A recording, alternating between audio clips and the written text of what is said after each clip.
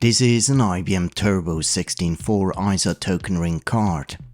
The plan was simple: put it into this 486, connect it to the MAU and bring the token ring network online. But before I even got that far, the configuration utility simply locked up the machine. Let's talk about legacy network technology.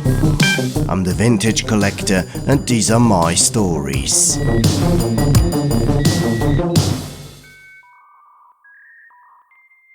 So why was the configuration utility stalling in the first place? Well, what about a good old resource conflict? After all, this machine already carries an Ethernet card configured to use IRQ10 and IAddress 300.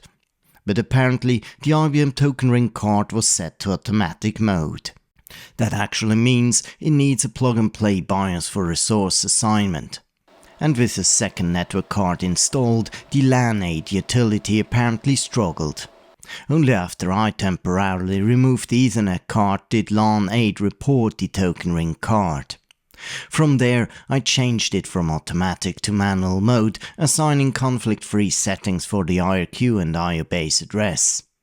Now, you may have observed that this card can run on either 4 or 16 megabits per second. IBM introduced 16 megabit token ring products in 1988, 3 years after the original 4 megabit token ring network. And not only did it introduce a nominally higher speed, the maximum frame size was also raised from roughly 4,500 bytes to almost 18,000 bytes. Compare that to classic Ethernet, where the frame size including the frame check sequence is 1518 bytes. Technically, Ethernet has supported jumbo frames of around 9000 bytes since the gigabit Ethernet era. But that is more of an industry convention, but not formal IEEE standard. And even the largest super jumbo frames beyond 9000 bytes are vendor specific as well and have never been formally standardized either. Introducing a higher speed for token ring also created a coexistence problem. While you could run 16 megabit network cards on a 4 megabit token ring at the lower speed, it was not possible the other way round. If the ring was configured to run at 16 megabits, connecting 4 megabit cards to it would cause disruptions, resulting in the so-called beaconing. Beaconing is basically token ring's alarm signal. If a station detects a serious ring problem, it sends out a special beacon frame to help identify where the ring is broken. So to avoid that, you had to strictly keep them apart, one ring running at 4 megabits, the other running at 16 megabits. Interconnecting those rings was possible by means of so-called source route bridges. Unlike a transparent Ethernet bridge, a source route bridge did not simply learn where devices were and hide the path from the sender. In token ring source route bridging, the frame could carry routing information describing which rings and bridges it had to pass through. So the two rings could stay separate at their own speeds, while traffic still had a defined path between them. In the meantime, I brought up Windows NT. As you can see here, it already has the NE2000 Ethernet card configured, and now I'm about to add the IBM token ring adapter.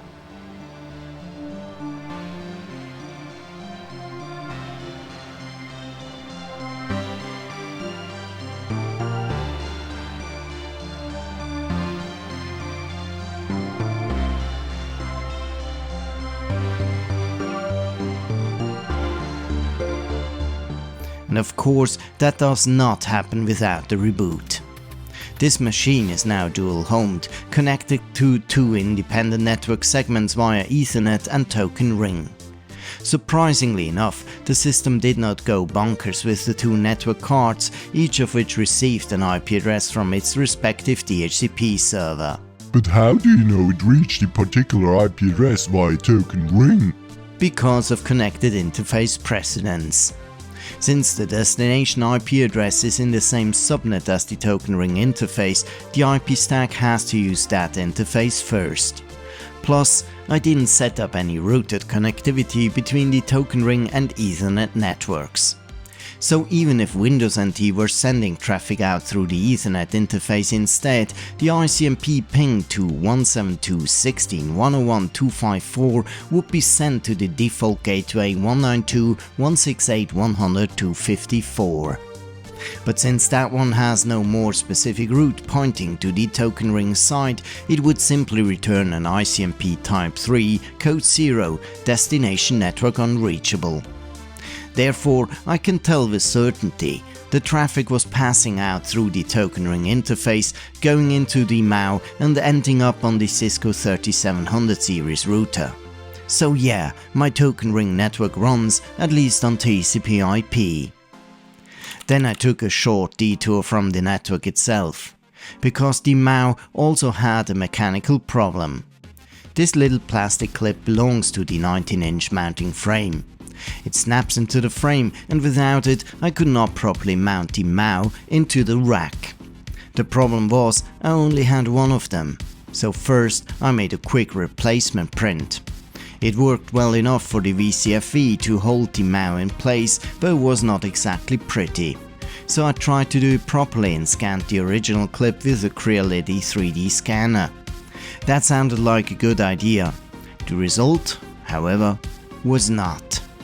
In the end, I recreated the part manually, and this version looks much cleaner and much closer to the original.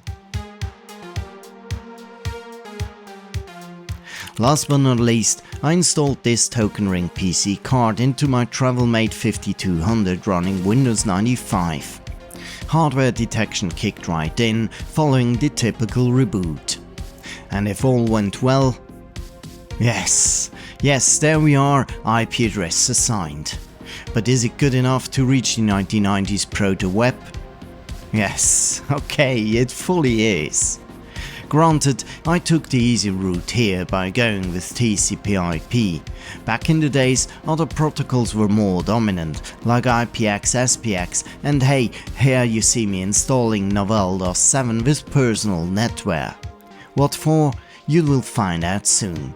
And we still haven't answered the question how to network the IBM PS1 2011 after all. As far as token ring is concerned, it was formally standardized as IEEE ANSI 802.5-1985. By 1989, the standard had been revised, although IBM Token Ring and the former standard were not necessarily the same thing in practice. Real networks strongly depended on IBM implementation details, management functions and compatibility with existing enterprise systems. That gave Token Ring a strong position in IBM-centered environments. Even though Token Ring was bumped up to 16 megabits by 1988 to stay relevant against Ethernet, it ultimately lost out after Ethernet switching, full duplex operation and 100 megabit fast Ethernet were introduced during the 1990s. At that point, Ethernet had removed much of the shared cable collision problems that Token Ring had originally avoided, while remaining cheaper and more widely supported. The token ring industry tried to respond. In the mid-1990s, vendors formed Astral, the Alliance for Strategic Token Ring Advancement and Leadership, to promote the technology and keep it moving forward towards high-speed token ring at 100 megabits. But by then, Ethernet had already taken the performance and ecosystem lead. After Gigabit Ethernet over fiber and twisted pair was standardized in 1998 and 1999, Gigabit Token Ring followed as IEEE 802.5v in 2001. However, there were no known implementations. And anyway, it was already too late in the game and could not stop the decline of Token Ring.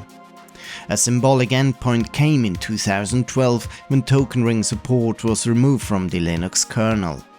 And by 2019, IBM officially removed Token Ring support from the IBM I operating system, formerly known as OS 400.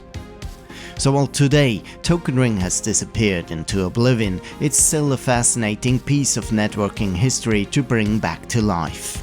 What's your preferred retro network technology? ArcNet, Ethernet, Token Ring or anything else? Share your stories down in the comments section. I'm the Vintage Collector, and this was my story for today. Thanks for watching, and see you again next Sunday.